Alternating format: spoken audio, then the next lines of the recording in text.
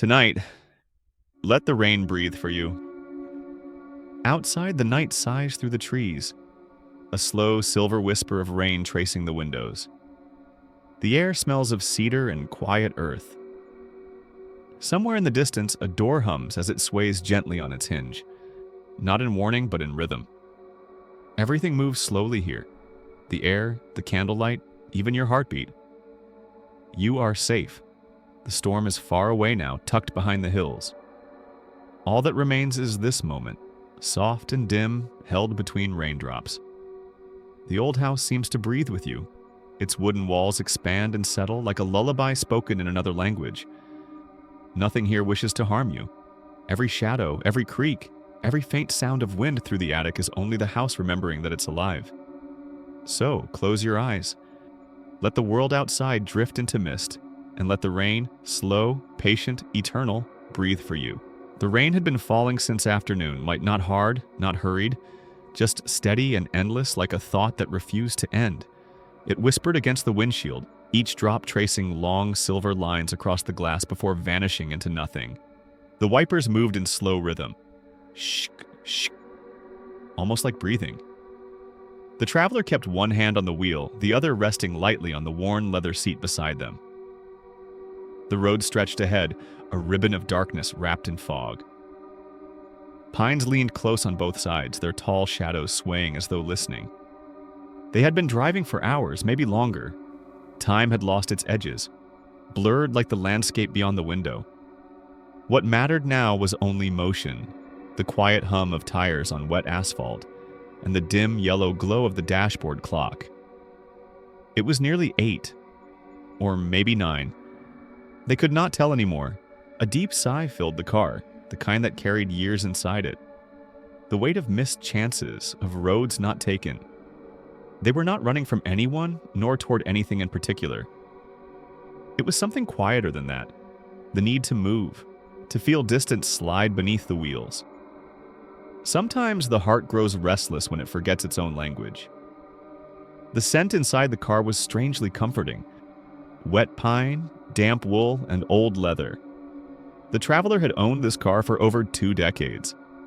It had carried them through cities that no longer remembered their name, through small towns where they had once been happy, and through the long silence that comes when one begins to realize they have been living more in memory than in the present. Outside, the forest deepened. Fog curled between the trees like pale smoke. Every now and then, a branch snapped under the weight of water, echoing like a small, polite knock. The headlights carved a narrow path through it all, illuminating raindrops suspended in air, tiny orbs of light falling in slow motion. And then the radio flickered. A faint hiss replaced the quiet hum of static that had been their only companion for miles. The traveler frowned, tapping the old dial. The radio had stopped working years ago, at least that's what they remembered. Yet now, through the fuzz and crackle, something began to form. A melody, soft, almost too soft to be real. A simple tune carried on a single voice, the voice of a woman, low and distant, singing an old lullaby. The traveler froze. The song was familiar. They hadn't heard it in decades, yet every note fell into place like footsteps returning home. It was the song their mother used to hum when thunderstorms shook the windows. A lullaby that once belonged to safety, to candlelight, to the gentle scent of chamomile and soap. How could it be playing now? They turned the knob, but the station number was unreadable, only flickering digits. The voice on the radio swayed like wind in a dream. "Sleep, my child, the rain will keep you warm." The traveler's chest tightened. For a moment, the forest outside disappeared. All they could see was the reflection of their own eyes in the windshield. Eyes lined with time, glimmering faintly with something between fear and longing. They drove slower, as if afraid to break the spell. The song continued, weaving through the static like thread through fabric. It didn't frighten them, not yet. Instead, it felt tender, like someone reaching out across years whispering, "You're not alone." The trees seemed to open wider ahead, forming a kind of archway. Through the fog, the faint outline of a wooden sign appeared. half hidden by vines and rain. The letters were worn, but a few could still be read beneath the moss. The Silver Rest Inn. They blinked. They had passed this road many times before, or at least roads that looked exactly like it. Yet they had never seen an inn here. Not once.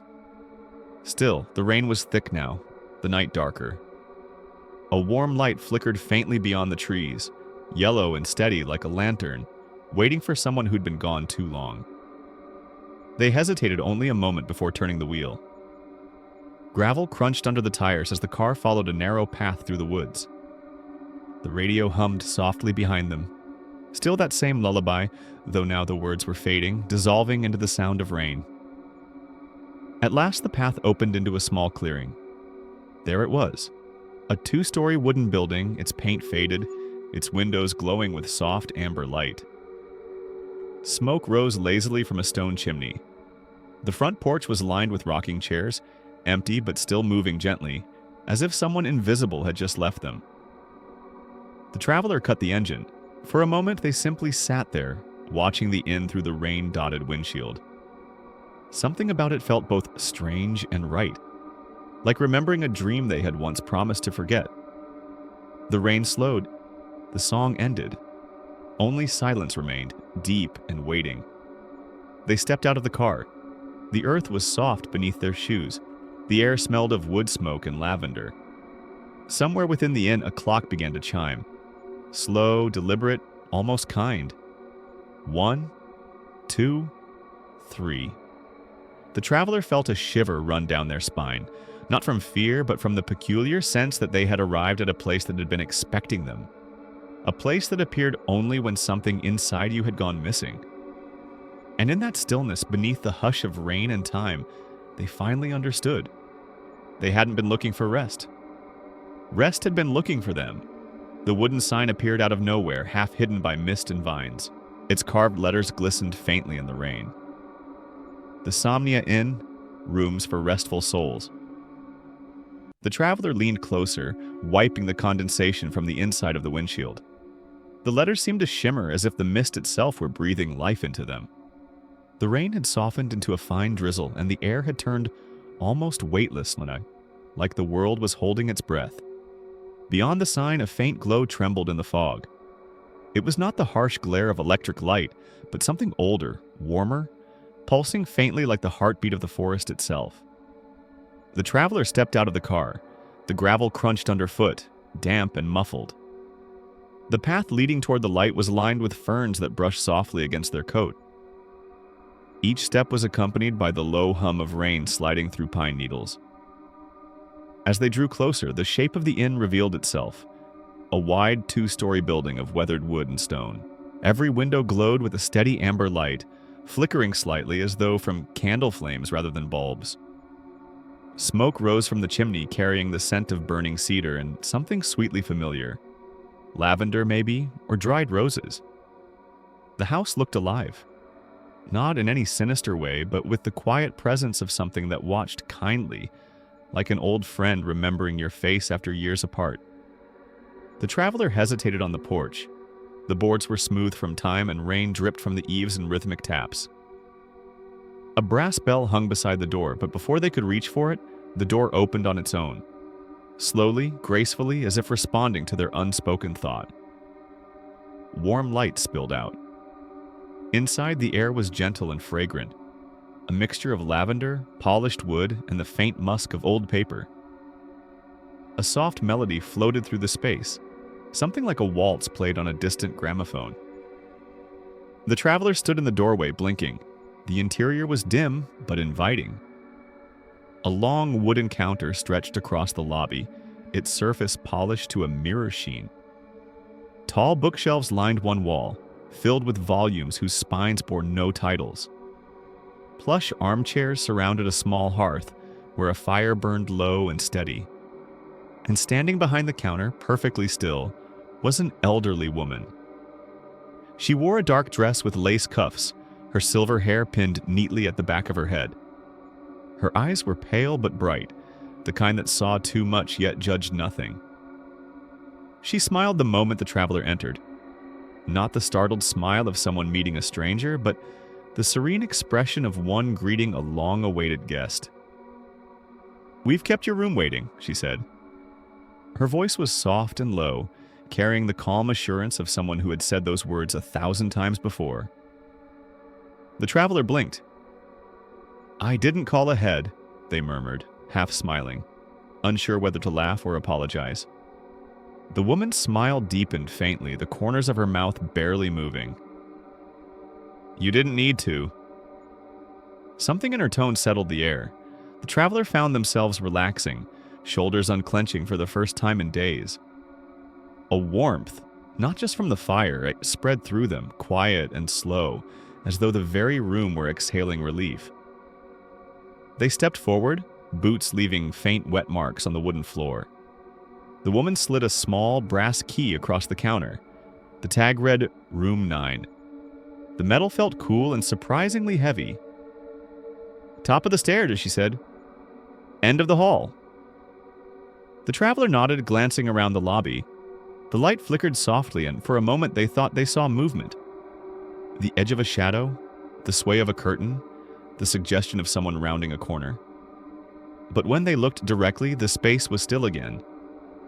There were no other guests, no voices, no sound but the soft ticking of a clock somewhere, or what they thought was ticking, until they noticed the clock on the wall above the fireplace. It had no hands, just a smooth white face encased in gold, perfectly still. The traveler frowned slightly, then looked back toward the innkeeper, but she was already looking at them, eyes serene, as if aware of the question before it was spoken. "It hasn't told time in years," she said quietly. "Here we measure hours differently." Before the traveler could ask what that meant, the woman turned and gestured toward the staircase. "Your room is ready. You must be tired. The road has been long." The traveler hesitated again, searching her expression for a trace of humor or mystery or something that might ground this moment in reason. But her gaze was steady and kind. "Yes," they said softly. "It has been." They climbed the stairs slowly, their hand brushing the smooth rail. Each step creaked underfoot, yet the sound was somehow soothing, as if the house itself sighed in recognition. Halfway up, they looked back. The innkeeper still stood by the counter, her face half hidden in lamplight. She smiled once more, and a faint, knowing curve of her lips, then turned away, disappearing behind a curtain that swayed gently without wind. At the top of the stairs, the traveler paused. The hall stretched long and dim, lined with framed photographs that seemed to shimmer slightly when the firelight below flickered. The brass key in their hand felt warm now, almost pulsing in rhythm with their heartbeat. They took a deep breath, exhaling the rain and distance they had carried. Behind them, faint music continued to play, the same waltz looping softly. And beneath it, almost hidden in the melody, was the faint echo of the lullaby from the car radio. As if the house had been listening all along. The corridor narrows as you walk, your footsteps absorbed by thick carpets that smell faintly of lavender and dust. At the very end, there is a door, slightly ajar, breathing softly as if waiting for you. The brass handle is cool under your palm. When you push it open, the air inside is warmer, tender, and still. It feels familiar. You pause in the doorway, trying to place the feeling. The furniture is arranged with quiet precision. A small wooden table by the window, 2 armchairs facing each other, and a lamp with a pleated shade that hums faintly. The wallpaper, pale gold with vines of ivy curling upward, glows as though it remembers sunlight. A subtle perfume of cedar and candle wax lingers in the air, the scent of something old, yet deeply kind. On the far wall hangs a framed photograph, a soft landscape of rolling hills under a sky of watercolor gray. You blink, your breath catching for a moment. You know this place. You painted that scene once. Years ago maybe, or maybe in a dream. Every brushstroke, every shadow, is exactly as you remember. The grass bending in the same direction, the same light falling over the same forgotten meadow. The realization settles gently, not frightening, but oddly comforting.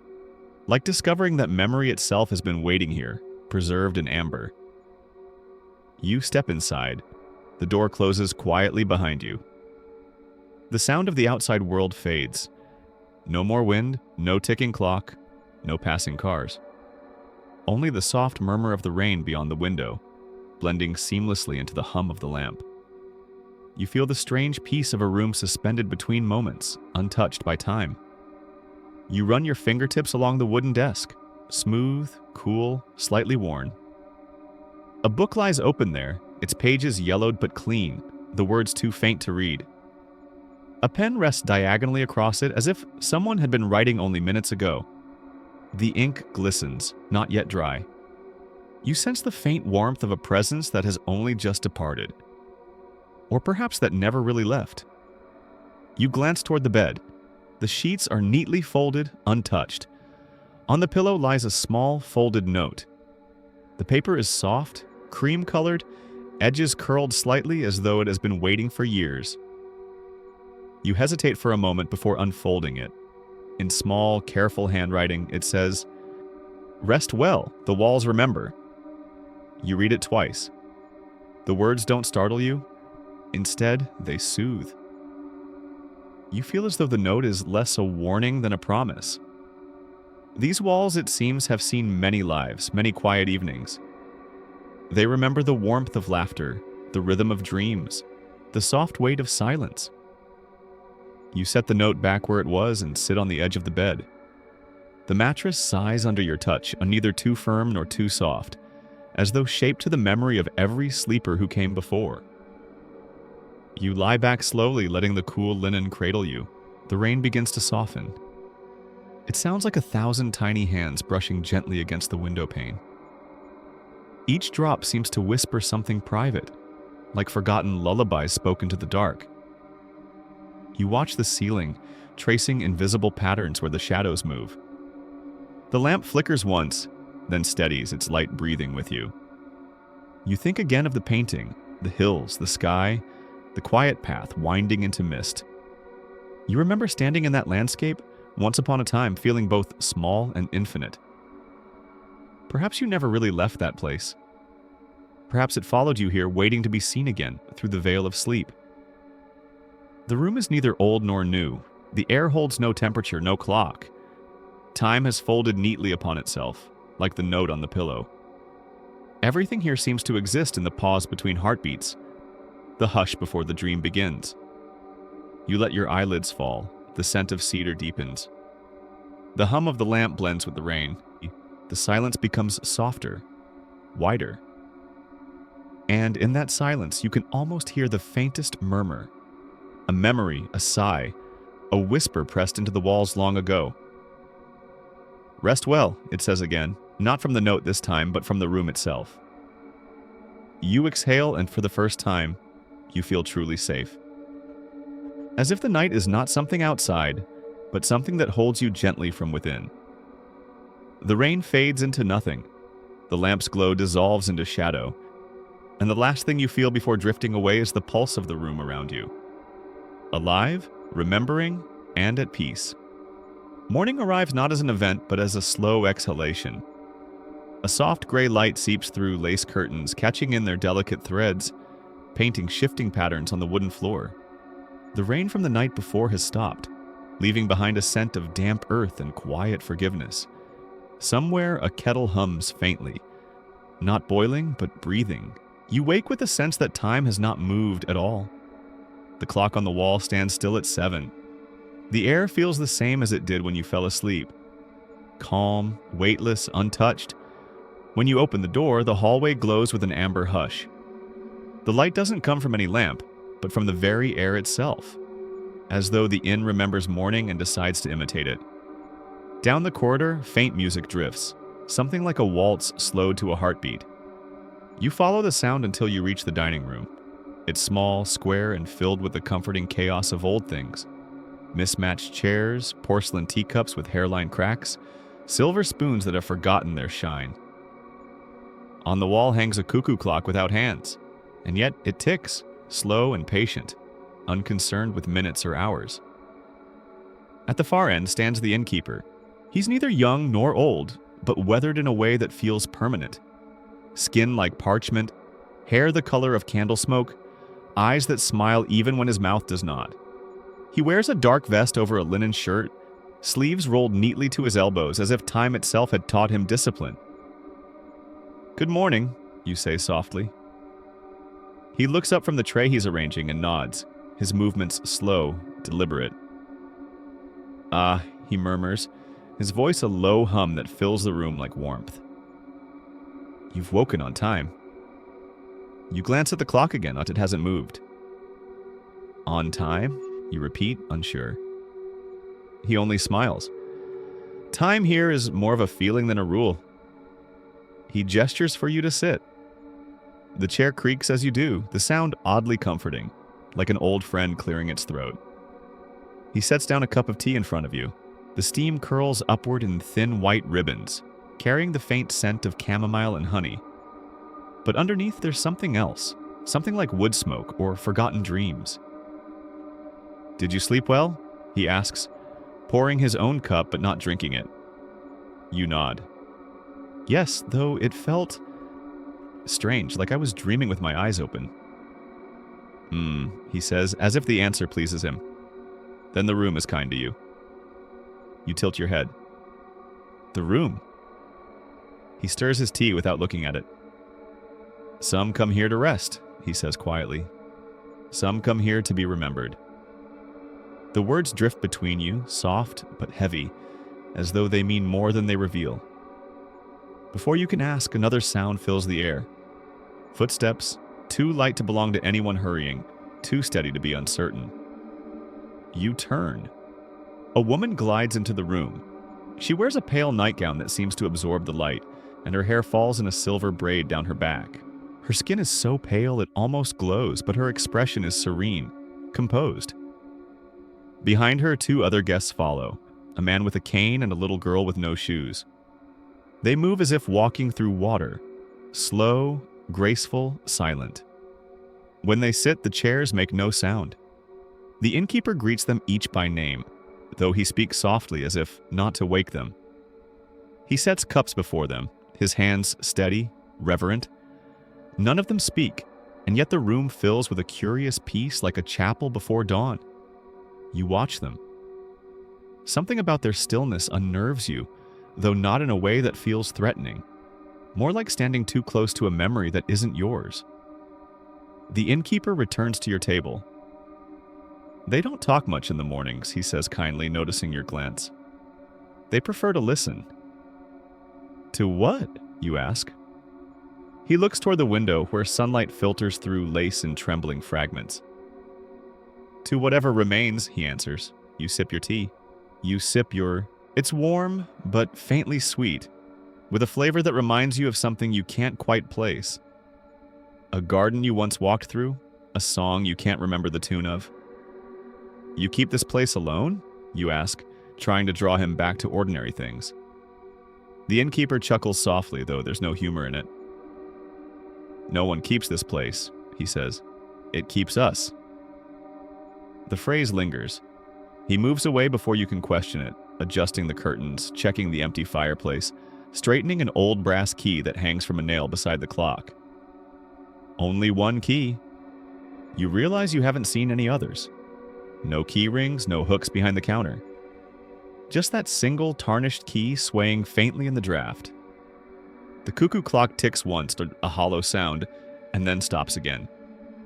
The woman in white lifts her teacup and smiles faintly at nothing, as if remembering a long-forgotten secret. The little girl hums under her breath, a lullaby without words. The man with the cane closes his eyes, head bowed as though in prayer. You look around. The room feels suspended, floating in its own soft breath. Even the light seems hesitant to move. Then softly, the innkeeper returns to your table. "If you plan to stay another night," he says, "you'll need to choose your room carefully." You smile politely. "There are other rooms?" "Oh, many," he answers, his gaze drifting toward the staircase. "Each one remembers a different dream, but remember this."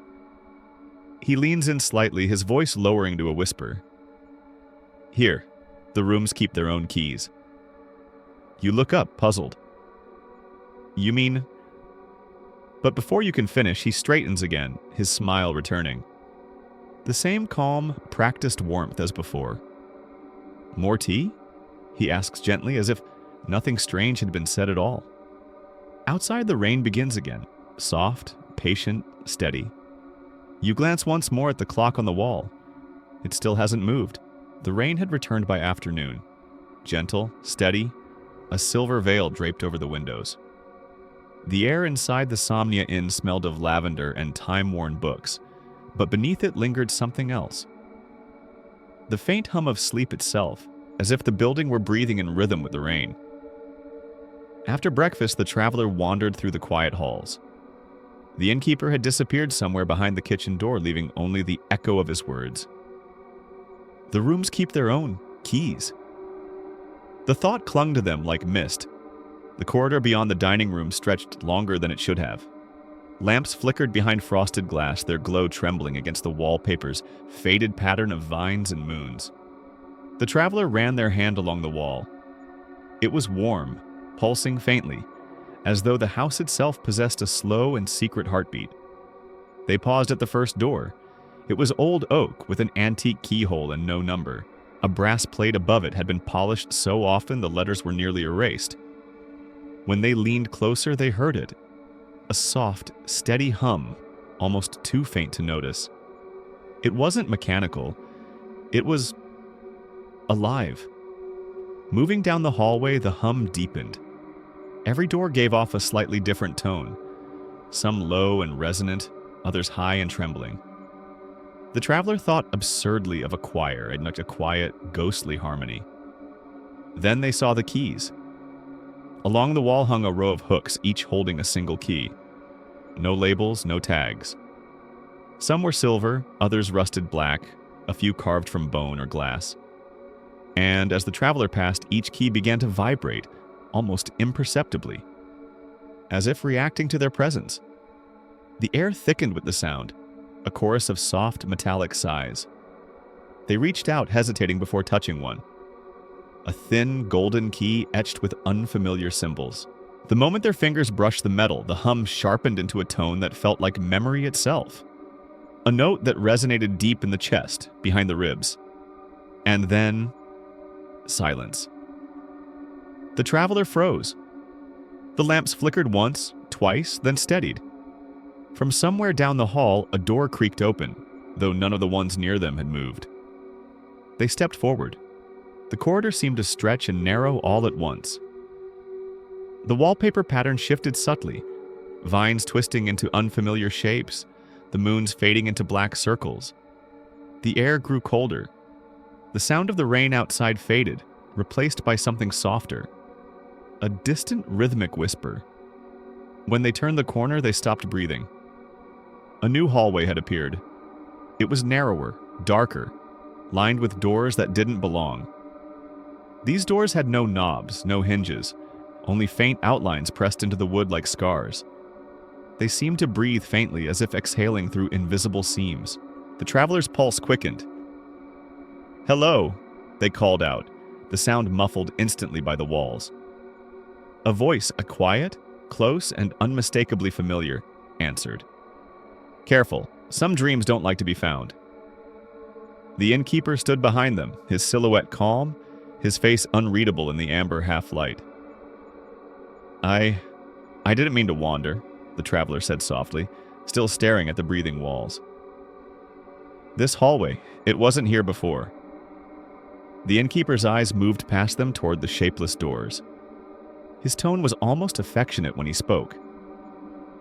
"It wasn't," he agreed.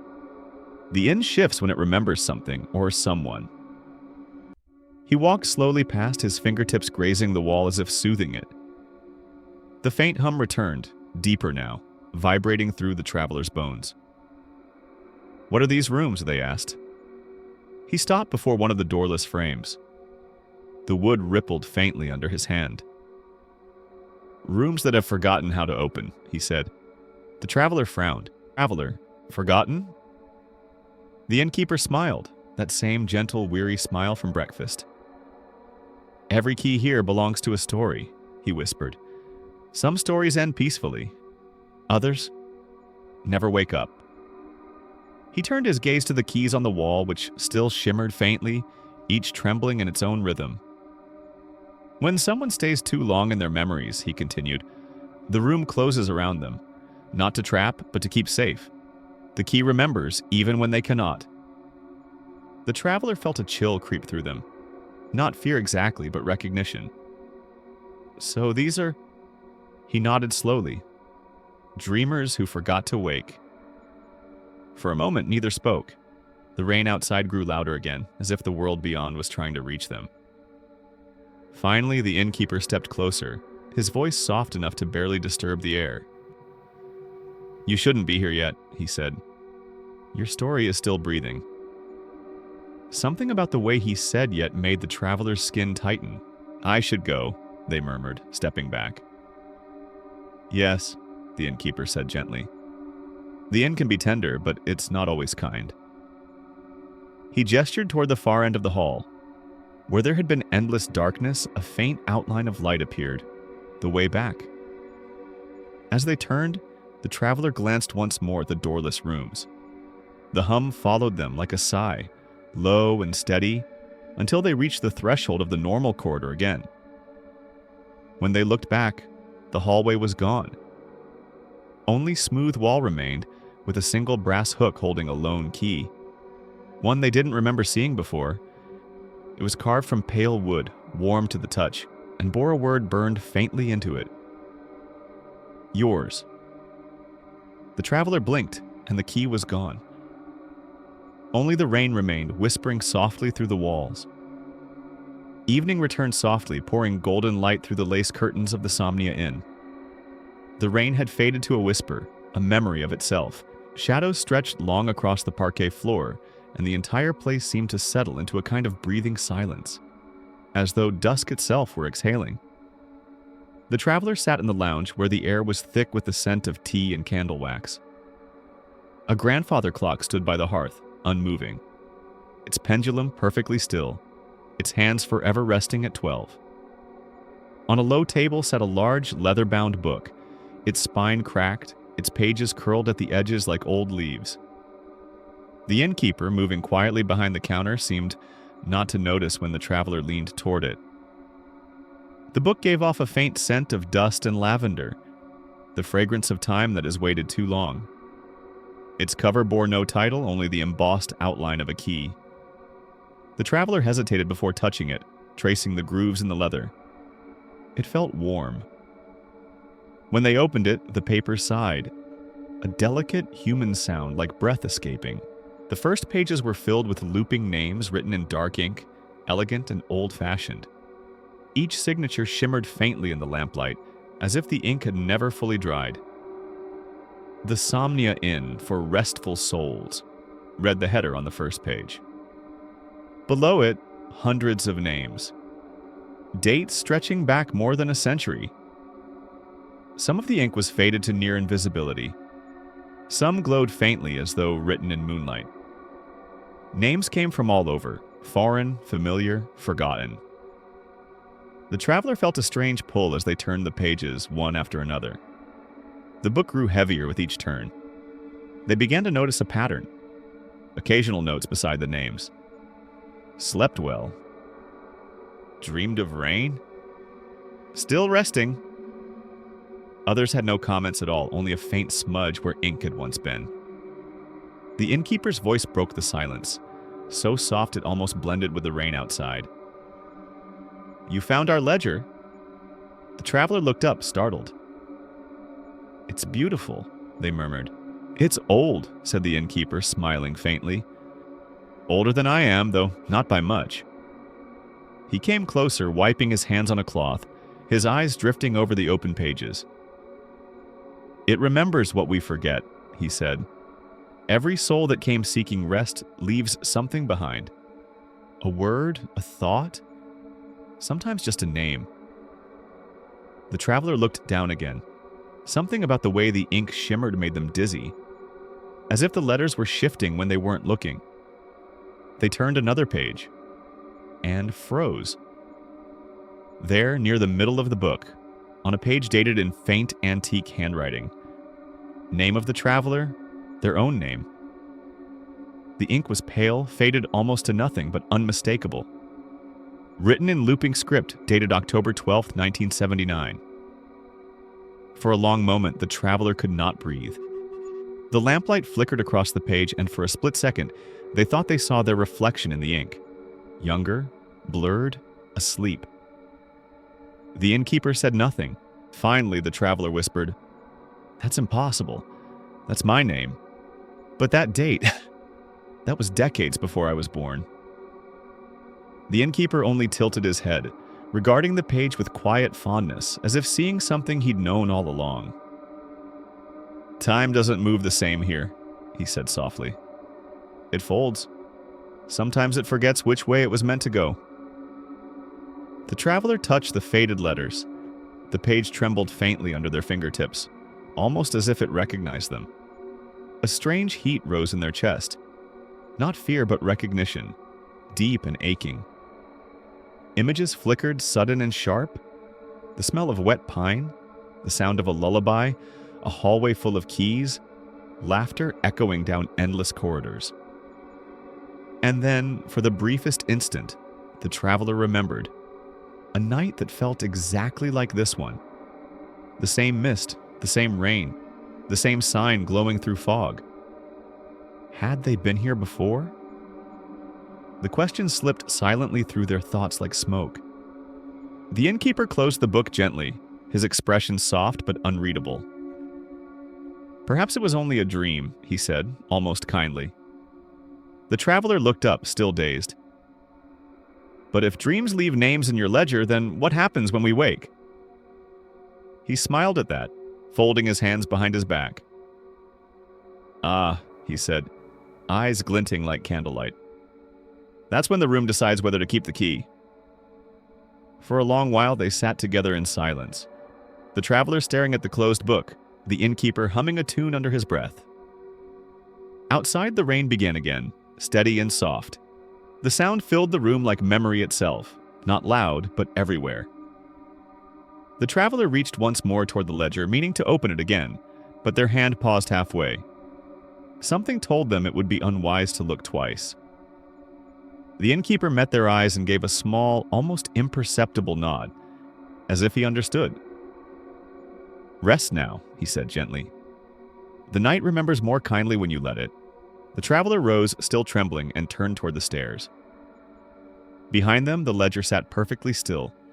Yet as they walked away, the faintest sound followed. Scratch. Scratch. The whisper of a pen writing by itself. Night came softly to the Samnia Inn. Not with darkness, but with a slow dimming, as though the light itself grew sleepy. The rain had ceased, replaced by the distant hush of dripping eaves and the sigh of settling wood. A single candle flickered on the traveler's bedside table, its flame bending gently whenever the wind breathed through unseen cracks. The traveler sat by the window, wrapped in a woolen blanket, watching fog gather along the glass. Outside, the forest was only suggestion, faint outlines, branches tangled like veins in the mist. Everything seemed to hover between waking and dreaming. They could still feel the weight of the ledger from earlier, the faint tremor that had passed through their hand when they saw their name, the impossible date, the memory of it pulsed faintly behind their eyes, the way a dream lingers after dawn. To steady their thoughts, they turned toward the room, the familiar scent of lavender, the gentle ticking of something unseen. For a moment, they felt calm again. Then came the whisper. It was so faint at first that they thought it was the wind slipping through the shutters. A soft hiss, like a sigh released between two words. But it came again, closer this time, threading through the quiet like silk. "Don't cry, little one." The traveler froze. Their reflection in the glass shifted with the candlelight. Older eyes, a familiar uncertainty. They turned. The room was empty. The walls glowed faintly in the candlelight, the old wallpaper patterned with vines and stars. Everything appeared still, yet the sound continued, so faint it might have been imagined. "You used to hum when it rained." The traveler's breath caught. It wasn't just a whisper anymore, like it was a voice. Gentle, familiar, neither male nor female, but soft and aching with tenderness. Their heart began to race. They pressed a palm against the wallpaper.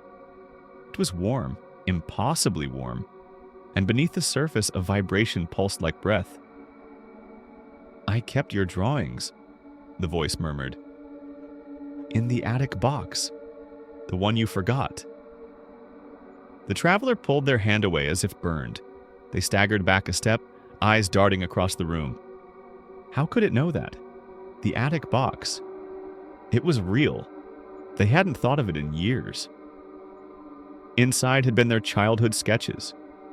Crooked houses, sleeping cats, the tree behind their first home.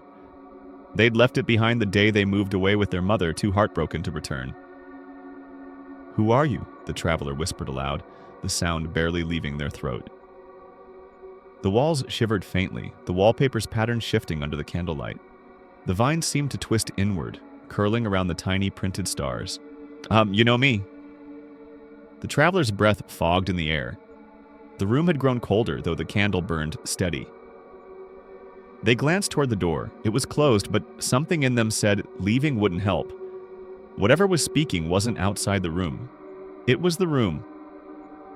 They sat slowly on the bed, eyes wide, heartbeat a drum in the quiet. The voice came again, softer now, the tone that one might use when waking someone gently from a dream. "You never said goodbye." The words struck deep, heavy as memory itself. A flash came, a blurred image behind their eyelids, a hospital room, a hand they'd let go too soon, the smell of antiseptic and rain. The traveler pressed their palms to their eyes, tears rising unbidden. "This isn't real," they whispered. "I'm just tired. I'm dreaming." "Dreams remember what you try to forget." The voice grew quieter but closer. It wasn't frightening, but it was intimate. It seemed to move around the room like a current of breath, brushing against the traveler's skin, curling around their shoulders like invisible warmth. They wanted to speak, to demand answers, but the air felt too sacred to disturb. Then came a new whisper, softer still, almost playful. "Do you remember the song?" The traveler's eyes opened. "What song?" "The one you hummed to the rain." Before they could answer, the voice began to hum, low, slow, and eerily familiar. It was the same lullaby that had played on the car radio when they'd first arrived. The song from their childhood, one they hadn't heard in decades. The melody was simple, almost haunting, yet filled with impossible warmth. Their throat tightened. They began to hum along without thinking. First uncertainly, then fully, tears sliding down their cheeks. The sound of it wrapped around the room, harmonizing with the unseen voice until the walls themselves seemed to vibrate gently with memory. The candlelight flickered, and the wallpaper shimmered faintly, revealing beneath its pattern faint outlines of drawings. Children's sketches. Crude, uneven lines of houses and stars and trees. The traveler's drawings. The same ones from the attic box. They stood, trembling, running their fingers over one of the faint sketches. It felt real, as if the wall itself had remembered for them. "Why are you showing me this?" they whispered. The voice came like a breath in their ear. "Because you asked to rest, and rest begins where remembering ends." The candle flame leaned sharply and the air turned still again. Silence. Only the faint ticking sound remained, not from a clock but from the walls, pulsing like a slow heartbeat. The traveler sat back down, body trembling, mind spinning. They stared at the wallpaper, which now looked completely normal again. Only faint vines and stars, no trace of drawings at all. Had they imagined it? They lay down, unable to decide. The pillow was cool beneath their cheek. The scent of lavender filled the air once more. And just before sleep took them, they thought they heard one last whisper, soft as breath against skin. "You are safe now." Then, silence. And the traveler finally drifted into the kind of sleep that feels like forgiveness. Sleep comes not as a fall, but as a slow folding, like silk being drawn across the senses. The traveler's breath deepens, and the sound of rain outside the window softens into a steady rhythm, like the heartbeat of the world. Somewhere between the fading of thought and the hush of dreams, a candle flickers to life in their hand. They are standing once more in the corridor of the Somnia Inn. The air feels thicker here, warmed by memory, perfumed by faint lavender, and something more elusive: nostalgia itself. Shadows breathe against the walls as though they are alive, stretching and curling like the tails of sleeping cats. The wooden floor hums faintly underfoot, tuned to a pulse that feels both personal and ancient. The traveler walks forward barefoot, the flame trembling in rhythm with their steps. Every door they pass whispers softly in the dark, hinges sighing as if they want to speak.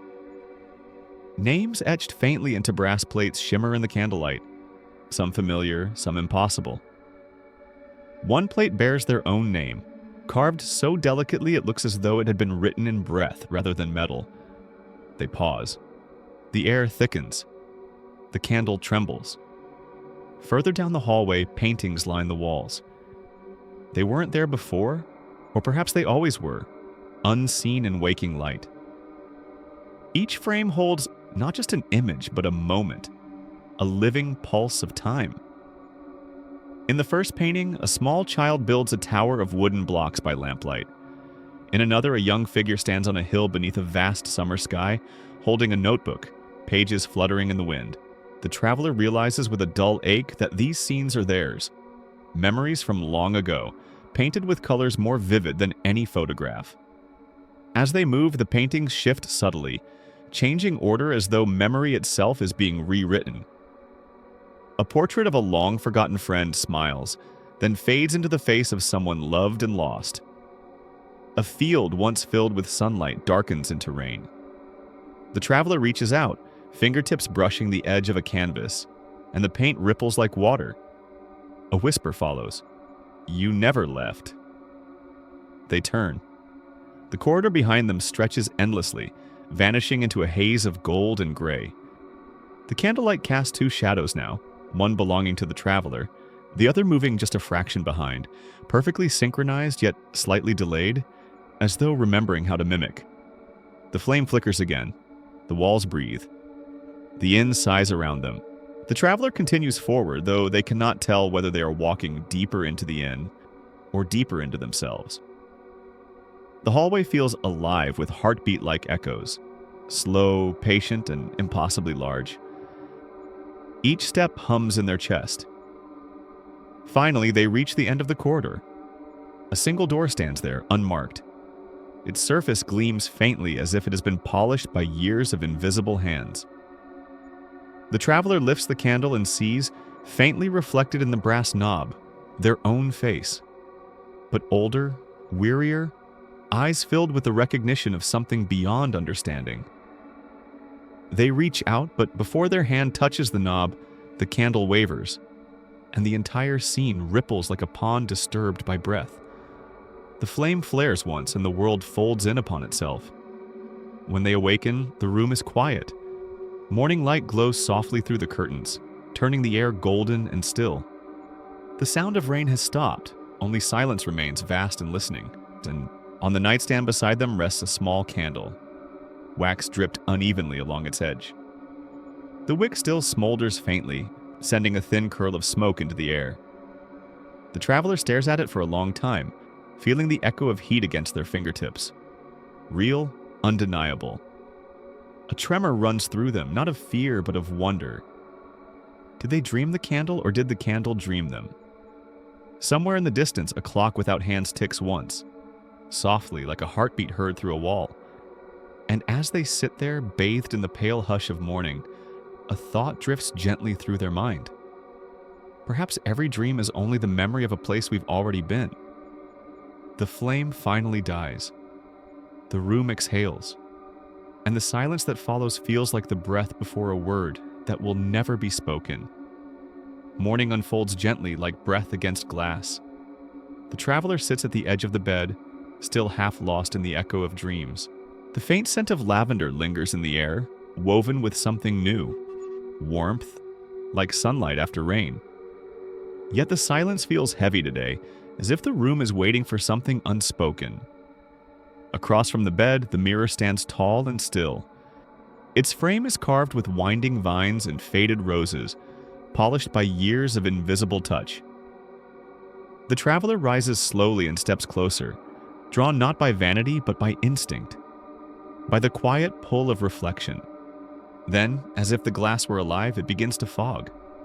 At first it's faint, a gentle mist forming from no visible breath, blooming outward until the traveler's reflection fades behind a veil of silver white. The air cools.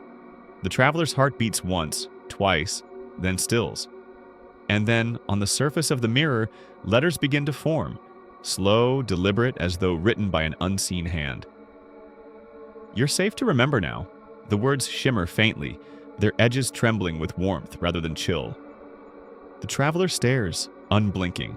A memory stirs somewhere deep, faint, like a candle under glass. For a long moment, nothing moves. The inn is silent. Even the air seems to hold its breath. Then the mirror clears. The traveler's reflection returns, pale, soft-eyed, but not alone. Behind them, faintly visible within the depths of the glass, stands another figure. Not a shadow, not a trick of light, but a presence. The outline is familiar, heartbreakingly so. Shoulders remembered from a lifetime ago. A tilt of the head that once meant kindness, laughter, home. The traveler whispers a name, the name of the one they lost. The figure smiles faintly, a curve of light that seems to ripple through both worlds. No sound comes, yet the room fills with something vast and tender. A silence that hums like memory. The traveler's throat tightens. "I never said goodbye," they whisper. "I couldn't." The air grows thick. The light in the room dims slightly, not darkening, but folding inward, becoming intimate like a held breath. The reflection's lips move. This time, words arrive not through the ears, but through the bones. "You did not have to." A warmth spreads through the traveler's chest. Sharp at first, then dissolving into ache. Tears rise quietly, unbidden. The memories come in fragments now. A hospital room washed in white light, a hand slipping from their grasp, a voice saying, "Rest." Then years of silence, the kind built not from forgetting, but from fear of remembering. The traveler touches the mirror. It's cold at first, then softens under their fingertips, as if the surface itself were breathing. The reflection whispers again, voice gentle as rain. "I am the memory you never buried." The words fall like a key turning in a long-locked door. The traveler trembles, not from fear, but from release. A sob escapes. Quiet, almost soundless. The kind that has been waiting for years. The kind that feels like truth. The reflection doesn't move closer, but its presence seems to fill the space between breaths. The traveler's hand stays pressed to the glass, feeling warmth pulse through it. Their warmth, the mirror's warmth, the shared rhythm of something still alive inside them both. The mist begins to fade again. The figure's outline softens, light bleeding into light. Before it disappears, the traveler hears one last whisper, so faint it might be their own heart speaking. "Remember gently." Then the mirror clears completely. Only the traveler remains, eyes glistening, face calm, not untouched by sorrow, but finally allowed to feel it. They sit down again, the weight in their chest lighter, the air clearer. Outside, the sky has opened. The rain gone, the morning tender. Through the window, the world gleams softly, washed clean. On the nightstand, the candle from the night before still stands, untouched yet slightly melted, and as though it too had kept vigil. The traveler lights it once more, just to watch the flame move. The small, steady glow feels like a heartbeat returned. And for the first time in years, the traveler closes their eyes not to escape, but to remember. The night wakes before the traveler does. It begins as a hush, a soundless ripple that stirs the curtains, swells beneath the floorboards, and sighs through the wood like a sleeper turning in bed. When the traveler opens their eyes, the room feels different. Not darker, not colder. simply awake. The rain has stopped outside. The window glass glows faintly, fogged by moonlight that moves like slow water. The air carries the scent of cedar and something faintly electric, as though the world itself is holding its breath. For a long time, the traveler lies still, unsure what has woken them. Then they hear it. A low, rhythmic pulse, faint but steady, rising through the floor. Thump, thump, thump. It isn't quite a sound, more like a feeling. A gentle vibration beneath the skin, as if the building has a heartbeat. The traveler swings their legs over the edge of the bed, the floorboards warm underfoot. The candle on the nightstand flickers without breeze. Every shadow seems to have softened, taking on a slow, fluid motion, the quiet rhythm of breath. When they open the door, the hallway greets them like an inhale. A draft of cool, living air brushes past their face, carrying the faint aroma of lavender and rain-soaked stone. The corridor stretches ahead, longer than it should be, its carpet glowing dimly, each thread seeming to pulse in time with that hidden heartbeat. The traveler steps forward. The boards underfoot sigh and shift, not creaking but breathing. The sound is subtle, like someone asleep nearby. Paintings line the walls, portraits of nameless figures from other centuries. Only tonight their eyes glimmer faintly as if a light has been kindled behind the canvas. The traveler feels their gaze follow, soft and sorrowful, not menacing. Some blink. Others seem to exhale mist. They whisper, faint, fragmentary syllables that melt into the hum of the corridor. Stay. Dream. Don't wake too fast. The traveler pauses, hand brushing the wall for balance. The wallpaper feels warm, almost alive. The pattern of vines and roses seems to shift beneath their touch, growing, fading, breathing with the pulse of the house. The traveler whispers softly into the silence. What are you? The hotel answers. Not in words, but in feeling. A deep vibration through the floorboards, through the air, through the chest. A presence, vast, old, and strangely kind, moves through the walls. It hums in the pipes, murmurs through the beams, rustles through the curtains. The sensation is unmistakable. The hotel is dreaming. Every door seems to shimmer faintly now, their edges blurring like the borders between worlds. The brass key hooks on the wall tremble, chime lightly and fall still, like wind chimes breathing in sleep. The traveler moves slowly down the corridor. Each step feels both grounded and weightless, as if walking through someone else's memory. At the far end, a light glows behind frosted glass, soft gold, like sunrise caught inside water. The traveler reaches for the handle, heart steady but curious. When they touch it, warmth spreads through their palm, and the door opens soundlessly on its own. Inside is not a room, but a reflection of one, as if the hotel is dreaming itself. Furniture floats a few inches off the floor, swaying gently. The air ripples like the surface of a pond, disturbed by breath. Framed photographs drift, faces fading in and out of focus. The innkeeper as a young woman, guests long gone, the traveler as a child asleep in a sunlit garden. The traveler inhales sharply. I've been here before, they whisper. A whisper answers, soft as silk through leaves. You never left. The words don't frighten them. Instead, a calm recognition washes over. That the innkeeper's riddle, the mirror's message, the whispering walls were all parts of one consciousness. The Somnia in itself. It is not merely a place to rest. It is a soul that shelters souls. A living dream that gathers the lost, offering them the rest they could never find in life. The traveler closes their eyes and listens. Beneath the heartbeat of the building, they hear others. Faint, gentle rhythms overlapping. Laughter, sighs, fragments of lullabies. The dreams of countless guests woven into one vast breathing harmony. The corridor behind them shimmers softly like the inside of a living lung. When they open their eyes again, everything feels lighter. The pulse slows, the air deepens. The portraits on the walls close their eyes one by one, returning to stillness. The hotel exhales, and as the traveler stands in that living quiet, they realize the truth. They are no longer just in the dream.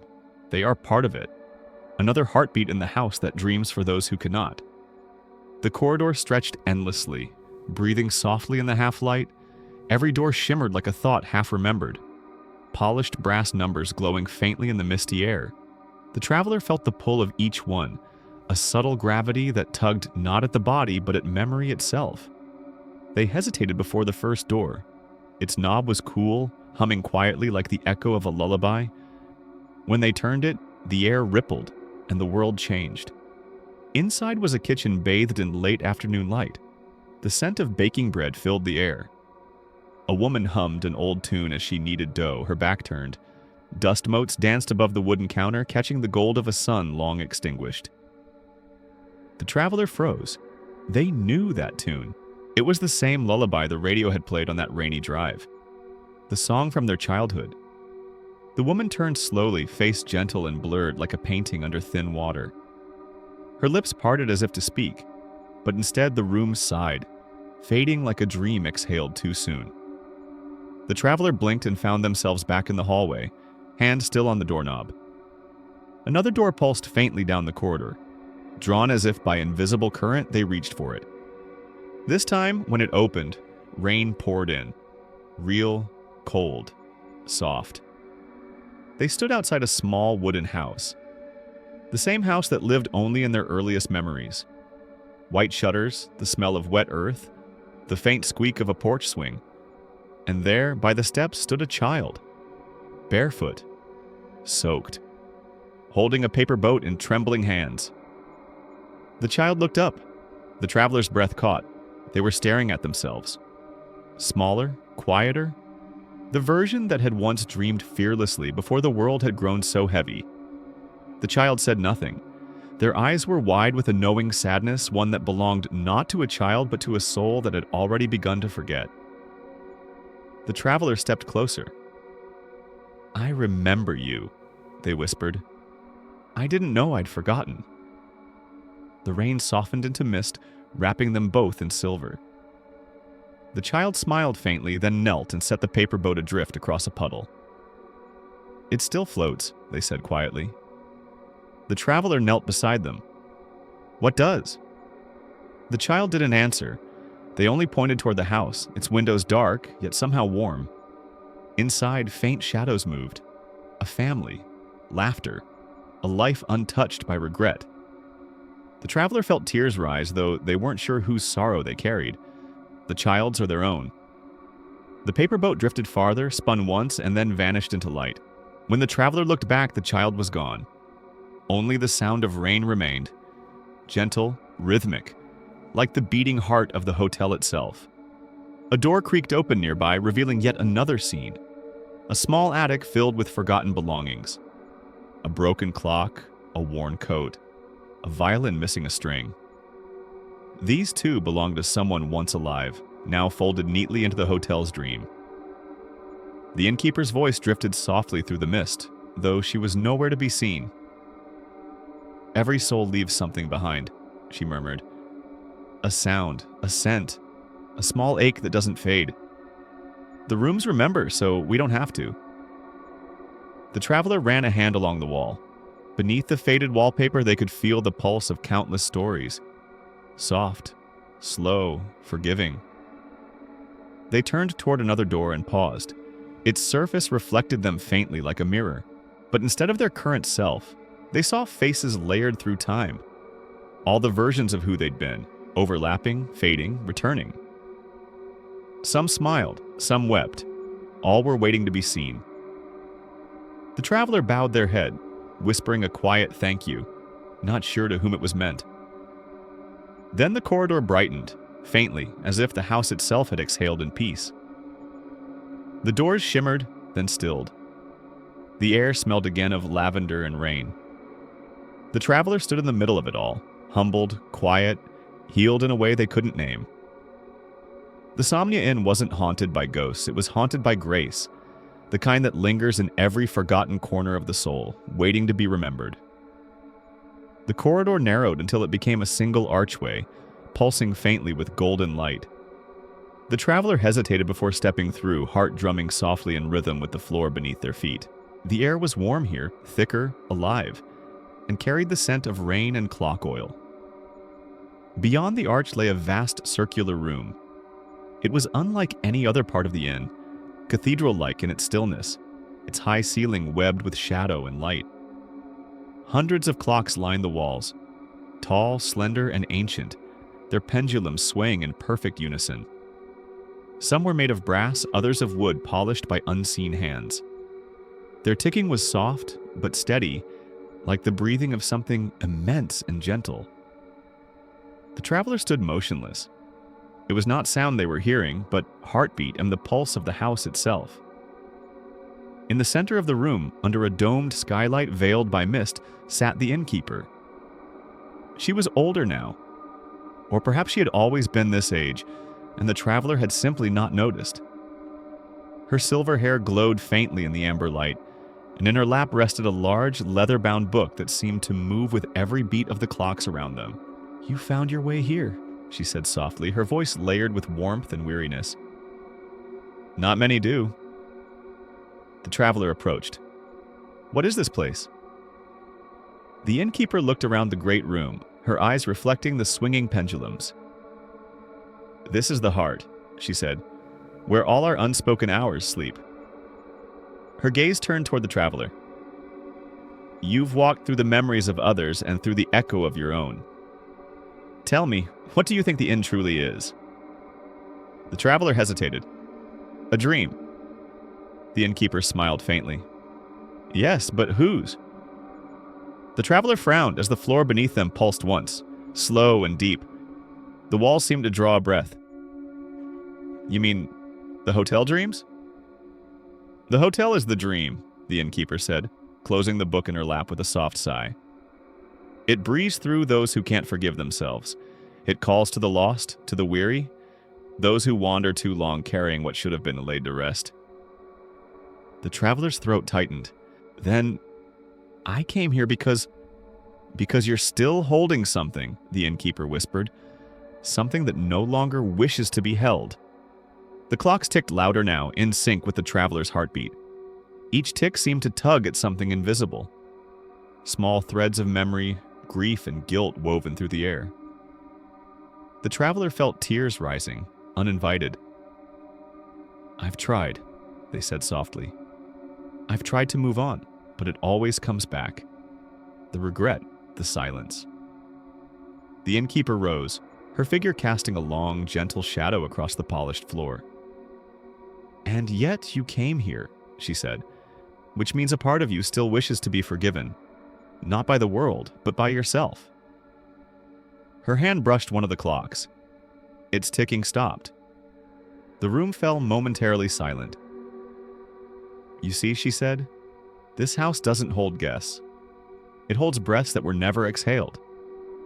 You came here to let go." The words landed softly but deeply, like rain striking the earth for the first time in years.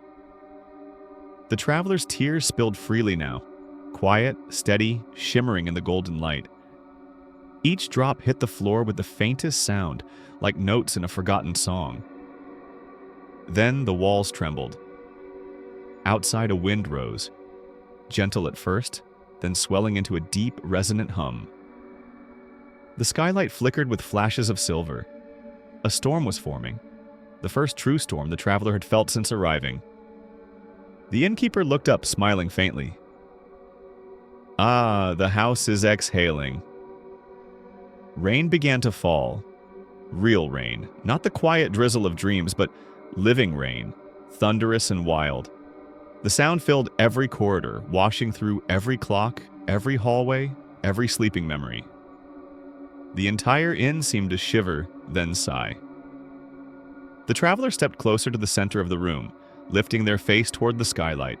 The stormlight poured in through the misted glass, streaking their tears with silver. "It's all right," the innkeeper said gently, her voice barely audible above the storm. "It's not the storm you fear. It's the calm that follows." The traveler closed their eyes, and for the first time, they let the tears fall freely. Not as confession, not as grief, but as release. Each drop that struck the floor glowed faintly, seeping into the cracks, feeding the heartbeat of the inn. When the traveler finally opened their eyes, the storm had softened into a steady rain, the kind that heals instead of breaks. The ticking of the clocks resumed, quieter, slower, more at peace. The innkeeper's voice drifted once more through the dim light. "Rest now. You've given the house what it needed." The traveler exhaled, feeling something vast and invisible lift from within. A weight that had no name, finally gone, and somewhere deep inside the Somnia Inn, the heart of the house beat once. Slow, full, and free. Night draped the Somnia Inn in a gentle shadow, soft as velvet. The traveler lay in bed, eyelids heavy, still warmed by the afterglow of the storm and the innkeeper's words. The golden candle flickered quietly on the nightstand, casting wobbly silhouettes across the walls. And then, beneath the subtle creak of the old wooden floor, something stirred. At first it was faint, like a whisper of air through cracks, a shifting weight too gentle to name. But soon it became distinct, a slow, deliberate breath. Inhale, exhale, inhale, exhale. The traveler froze, listening. The sound was not quite human, yet not entirely foreign either. It carried a soft ache, an echo of sorrow, familiar and intimate. The rhythm matched their own heartbeat, then diverged like a twin trapped in a parallel world. A shiver ran through the room, but it was not fear alone. It was sorrow, deep and quiet, curling in the chest. The traveler felt themselves pulled downward, as if gravity had softened around the sound. Someone, something, beneath me. The floorboards pulsed faintly with the breathing, vibrating softly beneath bare feet. The traveler pressed a hand to the wood, feeling warmth where it should have been cold. A subtle recognition flickered. The breathing was theirs.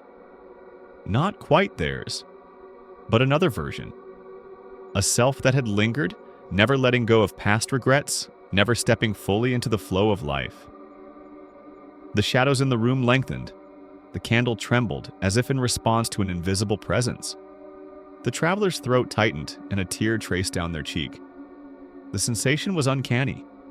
A sorrowful tenderness, the feeling of meeting someone they loved long ago, but never had a chance to console. They knelt on the floor, listening intently. The breaths became uneven, labored at times, as if weighted with decades of unspoken grief. Each exhale carried memories of nights spent awake, of missed opportunities, of words unsaid. The traveler whispered softly, almost afraid to disturb the rhythm. "I hear you, I see you. It's time to rest." No reply came in words. Only the breath continued, gentle but unrelenting, like a soft tide of regret pressing against the floorboards. And then, faintly, the room shifted. The air seemed to thin, creating a narrow, almost imperceptible space between the floor and the boards above. A soft glow emerged from beneath, outlining a form curled in the shape of the traveler. Small, hunched, fragile, and utterly human. The traveler's heart ached. This self had never moved on, never accepted loss, never forgiven. Yet now, finally, they were confronted with the possibility of release.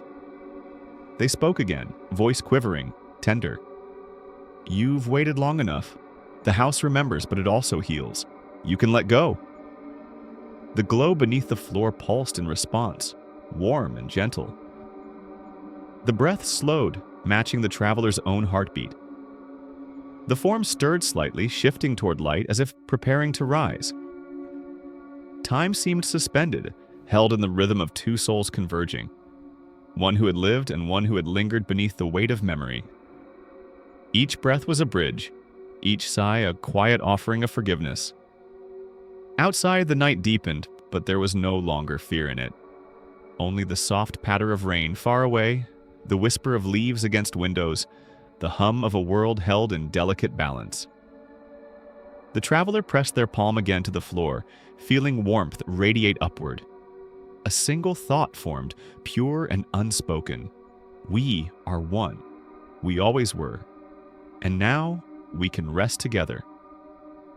The breathing beneath slowed to a gentle, even rhythm, and finally, for the first time in untold years, it became still. The traveler lay back, exhaling with the ease of someone unburdened. The candle flickered once more, then settled into calm. The floorboards no longer vibrated, yet the presence remained. A quiet reassurance, tender and unshakable. And in that somber, intimate silence, the traveler understood that the Somnia Inn did not just shelter bodies, it nurtured souls, guiding even the most lost toward peace. The traveler rose quietly from the bed, drawn by a sudden pull in the center of the room.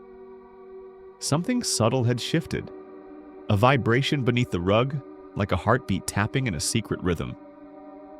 The edges of the carpet flickered in faint silver light, revealing a seam previously unnoticed. Kneeling, the traveler ran their fingers along the line. Cold wood pressed beneath the fingertips, and with a soft click, the trapdoor revealed itself. A thin waft of air escaped, carrying the scent of paper, wax, and distant rain, a perfume of memory long forgotten. The traveler hesitated, inhaling. The house seemed to hold its breath, as if the inn itself were waiting for this moment. Slowly, they lifted the trapdoor. A soft creak echoed, and beneath lay a narrow staircase spiraling downward into shadow. Stepping cautiously, the traveler descended. The air grew cooler and more still, yet it hummed with energy, subtle, vibrating, as if the walls themselves remembered every secret ever entrusted to them. Each step resonated faintly, like a chord struck in an ancient instrument. At the bottom, the traveler found a chamber bathed in dim, amber light. The walls were lined with shelves that sagged under the weight of countless letters, photographs, and journals. Many were half-burned, edges curling with age, yet the ink and images glowed faintly, suspended in the stillness of the room. A soft hum filled the space, neither melody nor noise, but the resonance of regret itself. Each letter whispered its contents in hushed fragments, snippets of sorrow and longing. I never said goodbye. Forgive me, I could not. I should have stayed.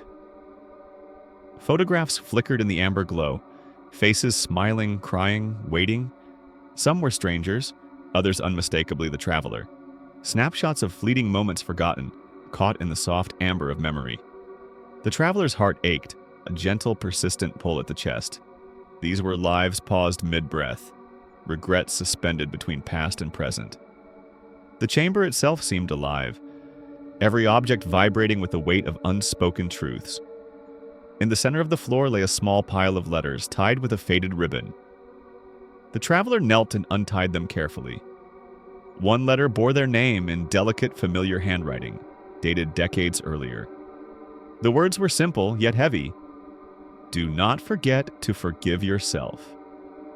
A shiver ran through the traveler, not of fear, but of recognition. This chamber, hidden beneath the floorboards, held what the world above had tried to bury. Every unclaimed memory, every regret, every lost opportunity for grace. The hum grew slightly louder, wrapping around the traveler like a soft embrace. They realized they were not alone. Beneath the floorboards, above in the rooms, the house itself breathed, listening, remembering.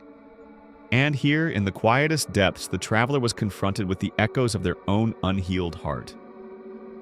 They picked up an old photograph. A childhood friend long past, smiling in a sunlit yard. Tears gathered in the traveler's eyes, a mixture of sorrow and relief. Every regret, every what-if, every moment left unresolved seemed to coalesce in this chamber, urging them to accept, to forgive, to release. The traveler spoke softly, almost afraid to disturb the delicate hum. I see you, I remember. I forgive myself and all I've left behind. The chamber vibrated gently, responding to the words like a pulse. The letters fluttered slightly, dust rising in tiny, luminous motes. The air, once heavy with regret, felt lighter, as if the very walls had exhaled decades of sorrow. The traveler stayed for a long while, letting the room's quiet healing wash over them. When they finally rose, the letters returned to their places on the shelves, the photographs settling into stillness. The hum softened, becoming a steady, gentle resonance. not of guilt, but of remembrance and release. Ascending the staircase slowly, the traveler felt the weight of old sorrow lift. Each step carried them closer to the familiar warmth of their room above, yet something had changed. Beneath the floorboards, the chamber remained, a sanctuary for regrets, a place where the unspoken could finally rest. The trapdoor closed silently behind them, hiding the secret chamber once more. And above, in the quiet night of the Somnia Inn, the traveler exhaled, carrying the gentle, lingering pulse of forgiveness within. At the bottom of the staircase, the chamber stretched farther than the traveler remembered. A soft, golden glow bathed a small alcove where a figure lay curled upon a simple cot. Heart clenched, the traveler recognized them immediately. A younger self, untouched by the years of regret, sorrow, and slow forgiveness that life had demanded. The sleeper's face was peaceful, serene, with the faintest rise and fall of breath that seemed almost ritualistic, the rhythm of innocence preserved. Hair damp from imagined rain, eyelids fluttering slightly as if caught in the edge of a dream. They were both familiar and fragile, a version of the traveler that had been lost in time, lingering beneath layers of memory. The traveler knelt beside the cot, hands trembling, unsure whether to wake this sleeping self or simply watch. Their voice, barely above a whisper, broke the stillness. "When you wake," they said softly, "I can finally sleep." The words hovered in the chamber like a warm mist, caressing the golden stacks of letters and photographs that surrounded them. The younger self stirred, faint recognition passing across their features in a smile that was both real and ephemeral. Tears pooled in the traveler's eyes. They reached out, cupping the soft forehead of the sleeper with reverent care.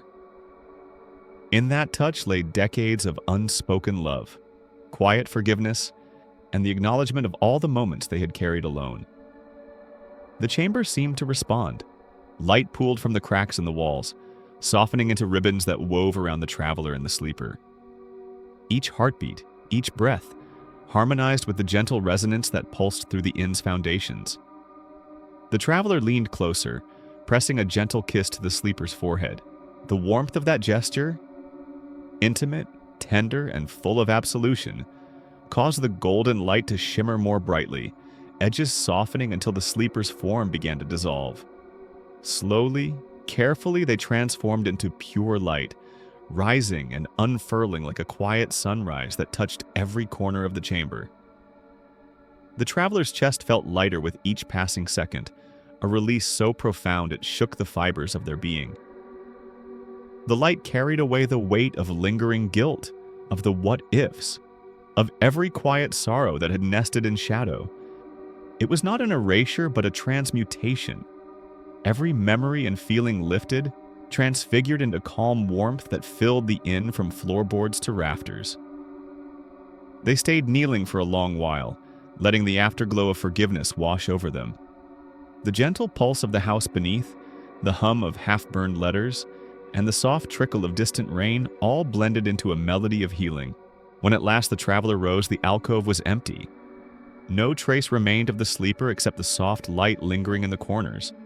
A quiet assurance that nothing lost was ever truly gone, only waiting for the right moment to be embraced and released. The trap door above the floorboards, even the walls seemed to breathe a little easier. Above, in the room they had once slept, the traveler knew they would now rest differently. They lighter, freer, carrying the gentle knowledge that forgiveness was not something to earn, but something to allow. The chamber had done its work, and somewhere beneath the polished floors of the Somnia Inn, where echoes of the past always lingered, the sleeper could finally rest. The traveler paused, hand on the trapdoor. Whispering to the empty alcove, they smiled through quiet tears. "Sleep well at last." The soft light dimmed, settling into the air like dust motes suspended in amber. Peace had returned. The chamber, the inn, and the traveler were all breathing in unison, a quiet harmony that promised calm, healing, and gentle closure. Morning arrived slowly at the Somnia Inn, gentle and deliberate, as though the world itself were stretching awake. The traveler opened their eyes to a soft wash of gold spilling through the lace curtains, dust motes floating lazily in the shafts of light. The rain from the previous night had passed, leaving behind the crisp scent of pine and damp earth. Each breath felt clean, infused with quiet possibility, carrying the resonance of the inn's tender pulse. The room was still and warm, imbued with the faint aroma of lavender and old pages from the books lining the shelves. The traveler's reflection in the mirror caught their eye, and for the first time in years it smiled back. Not a forced or weary expression, but one softened by release, by understanding, by a deep, unspoken forgiveness. A gentle knock at the door announced the innkeeper. She entered carrying a tray with a small porcelain teapot and 2 cups. Steam spiraled lazily into the sunlight, curling like soft smoke through the room. Her smile was quiet, knowing, almost conspiratorial in its gentleness. "Good morning," she said softly, placing the tray on the table beside the window. "Tea to start the day, and to remind you, you've done well." The travelers seated themselves, fingers wrapped around the warmth of the cup, savoring the comfort of the moment. The tea smelled faintly of chamomile and honey, and each sip carried a delicate, calming heat. The world outside the window shimmered with the promise of a new day, the golden light painting the trees and dew with a soft radiance that seemed almost ethereal. "You look different," the traveler whispered, almost to themselves. "Lighter? Peaceful?" The innkeeper's eyes twinkled. "The Somnia Inn has a way of reflecting what you carry inside. You've released enough to walk freely now, but remember..." She paused, letting her words linger in the quiet air. "No one ever truly leaves here. The heart of the inn goes with you, and you with it. Dream with it, and it will dream with you." The traveler's gaze wandered out the window. A gentle wind rustled the branches, shaking droplets from leaves into the soft sunlight. Shadows shifted in delicate, fluid motion, like a slow, invisible dance. The world felt different, alive, patient, tender, yet untouched by fear. For a moment, the traveler closed their eyes, letting the warmth of the tea, the golden light, and the innkeeper's words merge into a steady, soothing rhythm. Every inhalation brought calm. Every exhalation released lingering tension. They could feel the pulse of the inn through the floorboards, through the walls, now resonating not as weight, but as harmony. "I suppose," the traveler said quietly, "I'm ready to go. But not to leave, I just want to carry this with me." The innkeeper nodded knowingly, sitting opposite them, her hands wrapped around her own cup. "Then you are already home." Sunlight spilled further into the room, illuminating details unnoticed before. The gentle ripple of the wallpaper, the faint gold flecks in the wood grain of the floor, the tiny shadows of dust dancing like spirits caught mid-flight. Even the furniture seemed to breathe, as if acknowledging the traveler's transformation, welcoming them into a subtle, enduring calm. The traveler took another sip of tea, letting the warmth seep into their chest. The reflection in the window now showed someone who had traversed darkness, who had listened to whispers beneath floorboards, who had faced memories long forgotten and emerged whole. A serene smile lingered, unhurried, embracing the quiet dawn. Outside, the world stirred gently. A bird lifted from a branch, wings brushing the soft air.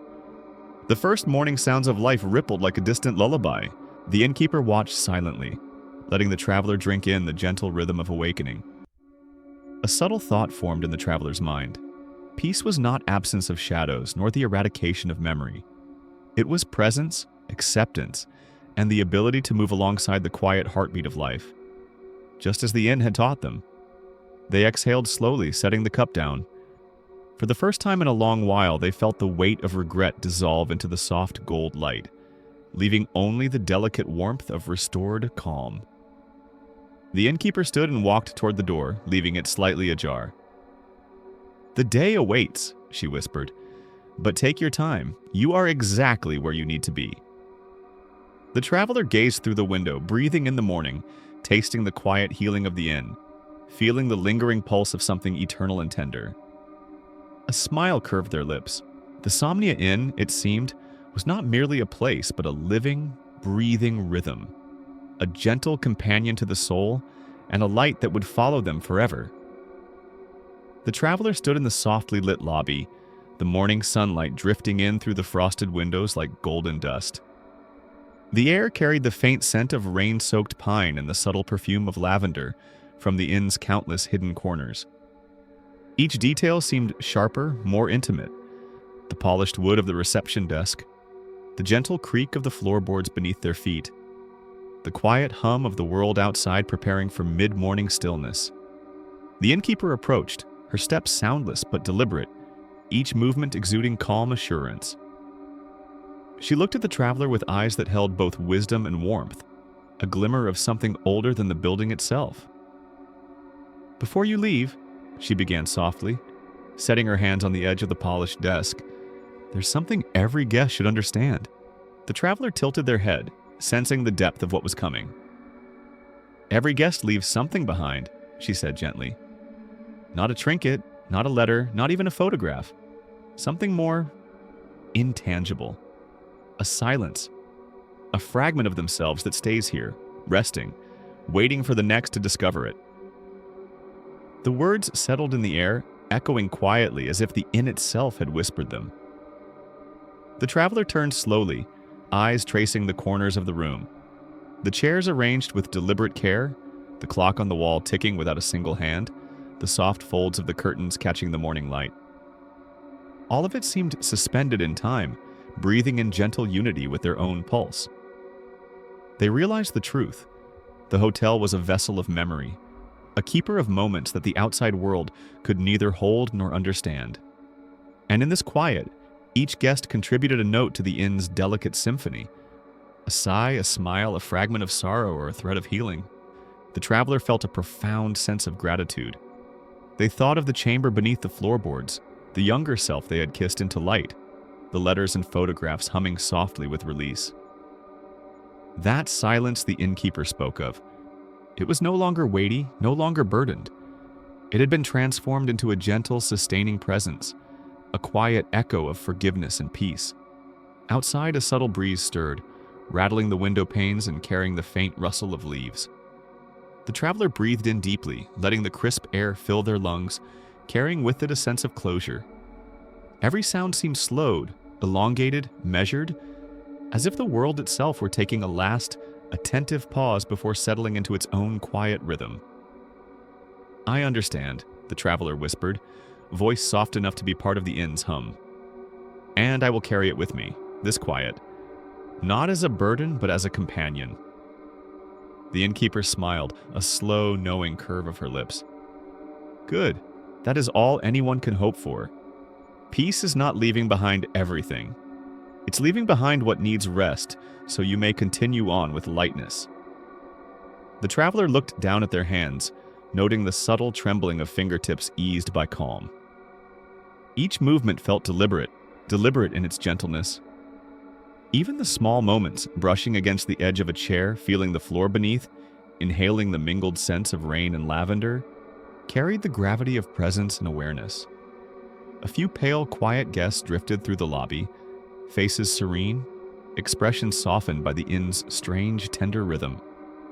No words were exchanged, none were needed.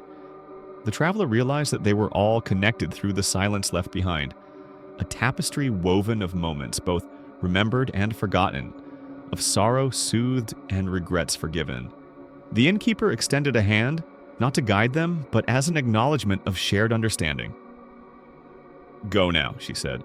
"But remember, you never truly leave. Dream with us, and the inn will dream with you." The traveler nodded, taking a final glance around the room. Every sound seemed magnified in its serenity. The distant trickle of water from a fountain outside, the faint rustle of papers on the desk, the soft whisper of their own breath mingling with the air. The world had slowed, paused in reverent anticipation of the traveler's next step. And as they moved toward the door, a sense of gentle release, of quiet triumph, of intimate peace filled their chest. The silence they left behind was not emptiness, but a lullaby, a whispering thread of comfort that would echo softly in the Somnia Inn, and in their heart, for all time. The traveler stepped through the inn's heavy wooden door into the soft embrace of morning. Sunlight spilled across the courtyard in gentle streams, painting the dew-kissed grass with golden warmth. The air was crisp, carrying the subtle fragrance of wet pine and earth, mingling with the lingering lavender that had followed them from the inn's halls. For a moment, they simply stood, inhaling, feeling the world settle around them. The quiet of the early day was profound. Birds moving slowly among the trees, a gentle rustle of leaves in the breeze, the distant ripple of a stream. Everything seemed deliberate, as if the world itself had paused to honor the traveler's departure. As their gaze shifted back to the inn, a subtle shimmer caught the corner of their eye. The warm wooden structure with its glowing windows and softly curling smoke from the chimney began to blur at the edges. The mist from the previous night seemed to rise again, folding around the building like silk. Slowly, the Somnia Inn, the sanctuary they had called home for these transformative nights, began to fade into the morning haze. A quiet awe filled the traveler's chest. The inn was dissolving before them, not with violence or fear, but with the soft grace of something living, retreating. They reached out instinctively, fingers brushing the air where the doorframe had been, and felt only a faint, warm pulse, as if the building itself were breathing one last time.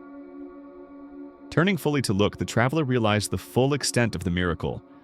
The Somnia Inn had vanished. No wooden sign, no glowing windows, no hint of the hallway that had held whispered secrets and soft footsteps. Only the morning light and the quiet forest remained. A moment of longing passed, bittersweet but serene. Then a hand instinctively reached into a pocket. The traveler pulled out a small metal key, smooth and warm to the touch.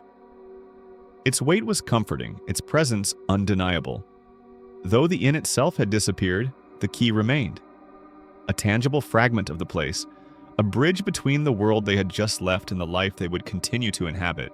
The traveler held it gently, feeling the warmth seep into their palm. It was not a key to a door, but to a memory, to the stillness and peace they had discovered. Every whispered regret, every long-held sorrow, every tender moment of healing from within the inn seemed to hum through the small object. A soft breeze lifted around them, brushing hair across their face and carrying a faint whisper that might have been wind. Or perhaps the inn speaking in its last lingering breath. "Dream with us and we will dream with you." The traveler smiled, tears glimmering in their eyes. There was no need to cry for loss. The Somnia Inn had not been taken, it had merely transformed, becoming a quiet presence within them. The key's warmth was proof that the sanctuary of memory and forgiveness was now portable, an invisible companion for every lonely evening, every restless night. Step by step, they began walking along the dew-slick path that led away from where the inn had been. The forest greeted them softly, branches swaying gently, birds singing tiny, measured notes, the earth beneath their feet soft and yielding. Each step felt lighter, freer, as though the traveler carried not burdens, but a gentle assurance. The lessons, the healing, and the whispers of the inn would stay with them forever.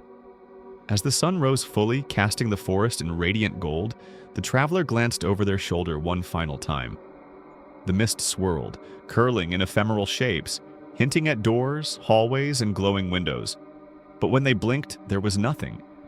And yet, the key pulsed warmly in their pocket, a reminder of what had been experienced and what would never truly be lost. They inhaled the crisp morning air deeply, feeling the calm spread through every muscle, every thought.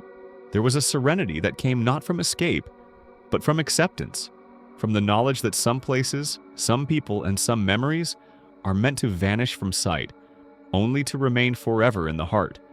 With a quiet smile, the traveler continued down the forest road, carrying the warmth of the Somnia Inn in their pocket, in their chest, and in the steady rhythm of their own heartbeat. A living echo of peace, of healing, and of gentle, lingering wonder. The traveler eased into the driver's seat, hands resting lightly on the steering wheel, feeling the warmth of the key in their pocket like a steady heartbeat. The road stretched ahead, bathed in soft morning light, mist curling gently around the trees like a silver veil. Dew clung to the blades of grass, catching glimmers of sun that danced and shimmered as if the world itself were acknowledging their passage. Birdsong floated through the air, delicate and measured, weaving a quiet melody that seemed to harmonize with the gentle hum of the engine. The forest, once shadowed and mysterious, now appeared luminous, every branch and leaf outlined with the gentle clarity of dawn. There was serenity here, an effortless peace that settled over the travelers' shoulders like a warm shawl. As they drove, the radio crackled softly, just as it had on the rainy night when the journey began. Static gave way to a familiar lullaby, the same melody that had reached into childhood memories long buried. But now the lyrics had shifted, carrying a resonance that was both tender and affirming. Rest now, dreamer. You are home. The traveler's lips curved into a quiet smile, a mixture of recognition and relief. The lullaby wrapped around them, every note brushing against the memory of the Somnia Inn, of the rooms that whispered, of the floors that breathed, of the younger self who had finally found light. This music was no longer a ghost of the past. It was a thread connecting all that they had experienced, all the solace they had discovered, and the journey that was still unfolding. The road ahead seemed impossibly long yet intimate, every curve and rise imbued with memory.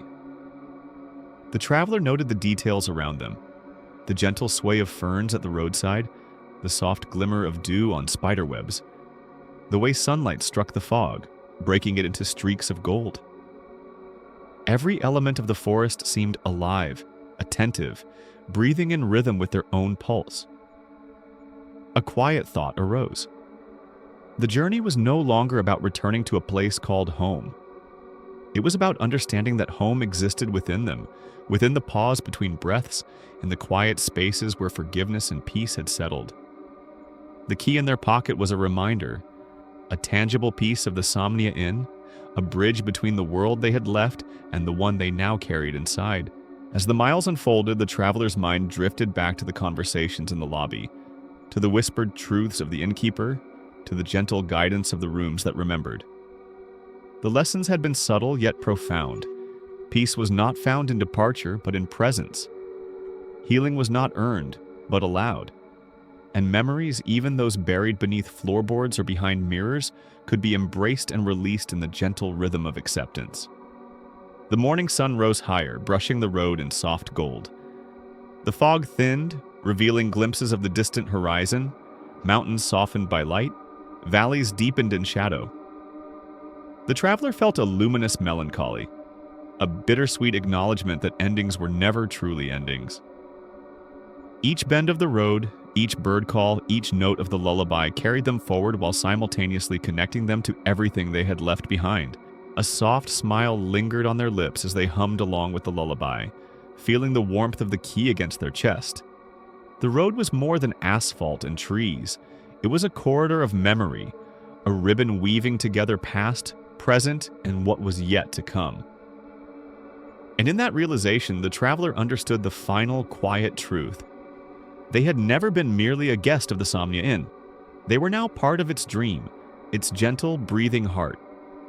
And one day, when another weary traveler lost their way, they too would hear the lullaby on the radio, see the faint glow of a hotel in the mist, and feel the warmth of a key in their pocket.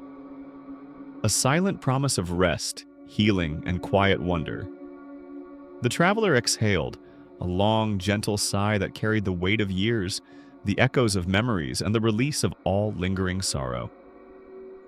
The road shimmered ahead, luminous and soft, welcoming like an old friend. They pressed the accelerator lightly, letting the car glide forward through the morning fog, guided by the quiet assurance that whatever lay beyond the horizon, they were home. Not merely in place, but in heart, in soul, and in the tender rhythm of a dream that would never end. The traveler's journey carried them through winding roads, past familiar fields and the gentle rise of hills they had known all their life.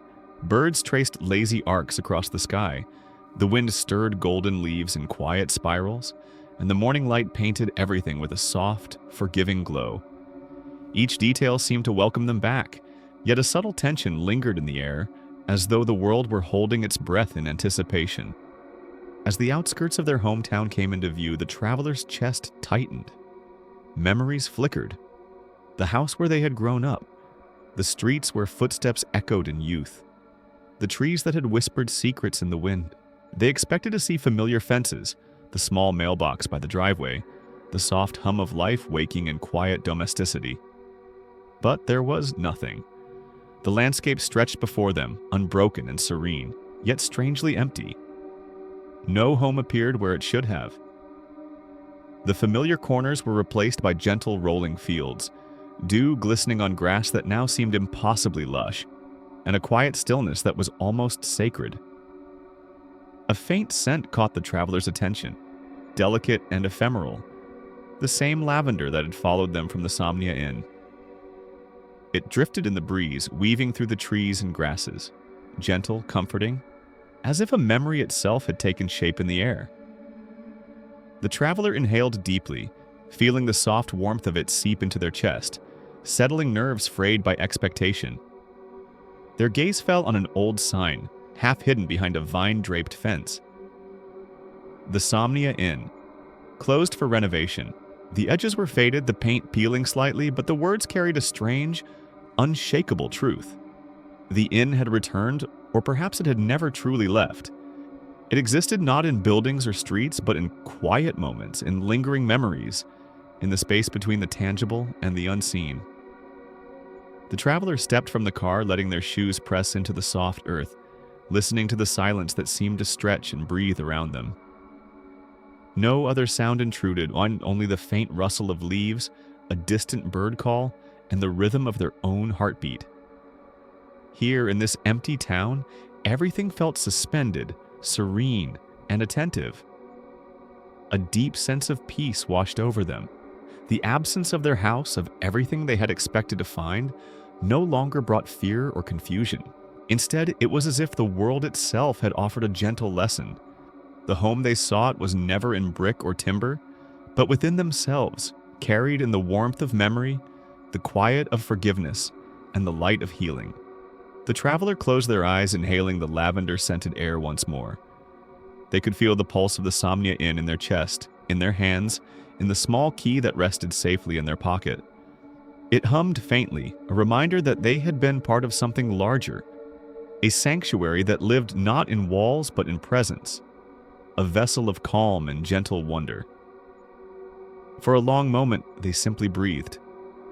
Time seemed to stretch and bend, no longer pressing forward, no longer demanding movement. The world outside was still, luminous, soft, and welcoming. The faint murmur of wind through the fields was like a lullaby, carrying the quiet lesson that some journeys end not in places, but in understanding. Opening their eyes, the traveler smiled. The absence of home, the strange silence, the lingering scent of lavender, all were signs that they had arrived somewhere beyond ordinary recognition. Here they were free to carry the inn's quiet within them, to dream gently, to rest easily, and to move forward, knowing that peace was always available, tucked inside each soft breath. They turned slowly, walking toward the road that would carry them onward, but with no hurry, no worry. The Somnia Inn, closed for renovation, remained in sight, a gentle reminder that some sanctuaries exist not in stone or wood, but in memory, spirit, and the subtle rhythm of the heart. And as the traveler walked beneath the soft morning light, the world around them seemed to hum in quiet accord, welcoming, protective, serene, a perfect companion for the dream that would now always travel with them. The traveler's eyelids grew heavy as the car hummed softly along the quiet country road. The morning light, now warm and golden, filtered through the windshield, casting gentle shadows across the dashboard.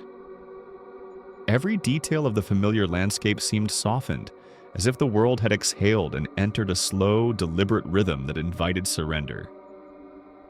A deep calm settled into the traveler's chest, spreading through every limb, through every thought. Their hands relaxed on the steering wheel. The key in their pocket pulsed warmly, a quiet tether to the Somnia Inn and everything it had revealed. The roads, the mist, the memory of rooms that whispered and corridors that breathed, all of it now lived inside them, a sanctuary more vivid than any building could hold. Slowly, sleep claimed them, gently, like a tide rising to embrace the shore. Their head tipped toward the seat, a soft sigh leaving their lips, and the car drifted to a gradual stop along the roadside. In that moment, the traveler was utterly at peace, the worries and regrets of a lifetime dissolved into the steady rhythm of heartbeats and quiet breath. As the narrative lens drifts upward, the world expands.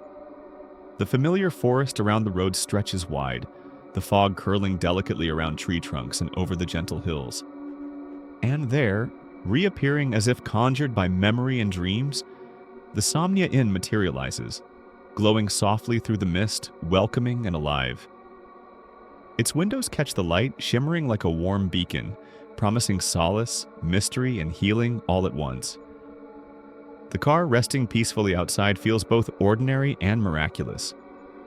It holds the traveler now surrendered to sleep, a bridge between the waking world and the dream that continues to breathe, to pulse, to exist.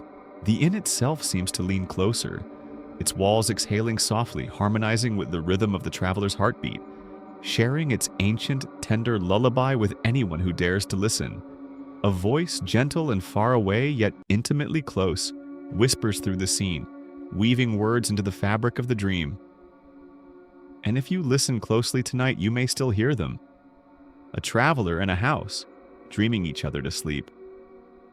The rain begins again, soft at first, each drop a delicate percussion on the car roof, on the leaves, on the mist-wrapped earth. The rhythm is slow, steady, comforting, blending seamlessly with the quiet pulse of the inn and the traveler's deep, untroubled breathing. Every sound is a caress, a reminder that the world itself can be gentle, that memory and presence can be healing, and that even the eerie whispers of forgotten rooms hold a tender, restorative power. Time loses meaning here. The car, the traveler, the inn, and the surrounding forest exist in a luminous suspension, a place where endings are beginnings, where dreams flow into one another, and where the heart learns to rest fully without fear. The mist curls, the rain softens, and the heartbeat continues, both inside and outside, unbroken, tender, eternal. And in that suspended, luminous stillness, the traveler sleeps, not alone, not afraid, but cradled by the inn, embraced by the lingering warmth of lavender and rain, and guided gently toward dreams that are luminous, restful, and quietly profound. The camera slowly fades upward, letting the mist and the soft rainfall merge into a gentle haze, carrying the lingering promise of the Somnia Inn and its quiet magic into the hearts of anyone who listens, anywhere, tonight.